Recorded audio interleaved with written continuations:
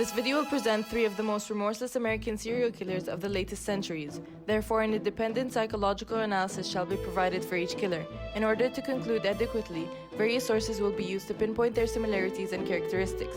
They will be discussed in more depth and in a psychological approach. Throughout the years, criminal activity has been raised evidently, resulting in criminologists and forensics to investigate further into the psychological aspects of the phenomenon.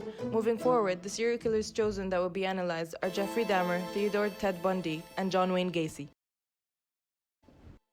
To begin with, Jeffrey Dahmer is an exceptional example for numerous psychosocial experiences and disorders, such as signs of ASD, that are related directly from his childhood and on. With a spree of 17 murders including rape, dismemberment, necrophilia, cannibalism, and also lobotomizing attempts, points out his serial killer activity between 1978 and 1991. Clinically, undiagnosed with ASD, previously considerable evidence from books related directly to a specific serial killer indicate the presence of Asperger's syndrome, which is a type of ASD.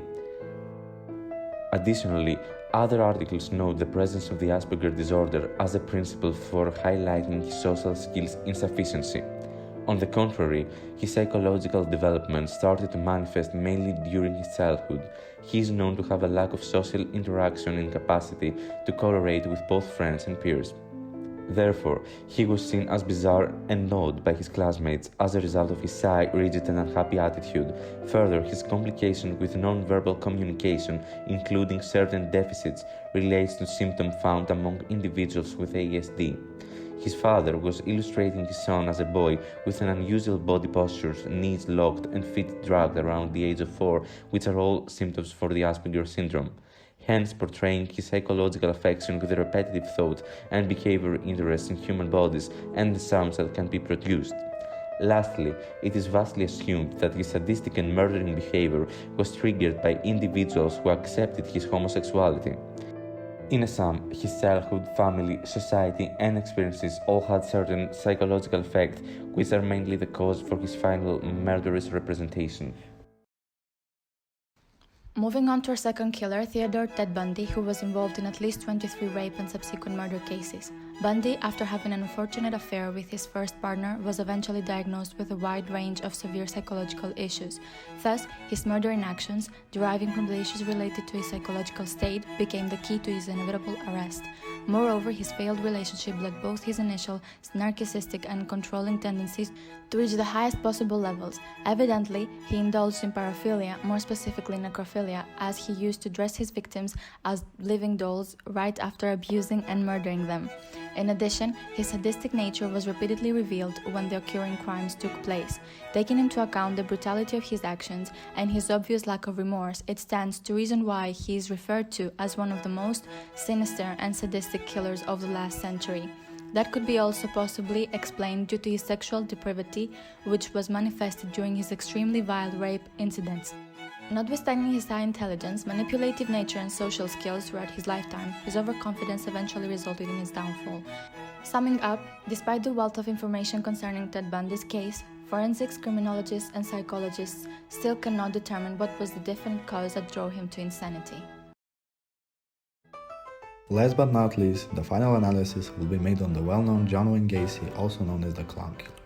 With a record of 33 murders and rapes, he is one of the most influential murderers who have ever appeared. Starting off with his childhood, the presence of abuses by his father is an inevitable factor for the further psychological representations. Therefore, he begins interaction with teenagers and prostitution, which resulted in pedophilia. Around this time was the point for him to commit his first murder, resulting in his killing spree in a very psychologically influenced way. Using a clown costume was his perfect disguise to lure young people easily. That was actually a result of his stalking disorder known as logorrhea, where individuals speak continuously without stopping. He managed to deceive with his smooth communication and actually his high degree of social intelligence and awareness on the downward population compared to him. His criminal mind revolved around experimenting with a dead body, which he saw as a comfortable relief. On the other hand, his ego is known to be detached from reality, which manifests his primitive psychotic defense mechanism.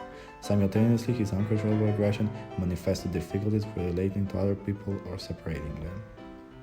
Every high sensation he experienced resulted in psychological imbalance, leading to losing his emotional strength and awareness of his surroundings. In a word, his motive was mostly based on erotophilia, which explains his pleasure of torturing and murdering in a sexual way. All of the above discussed topics resemble his psychological complexity as a whole.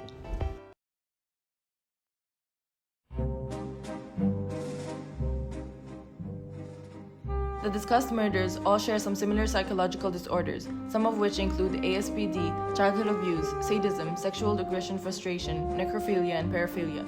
As far as it is discussed, all of them share psychological instability that deepens every research, summarizing their psychology as one of the most perplexing topics to criminologists and sciences such as psychology overall.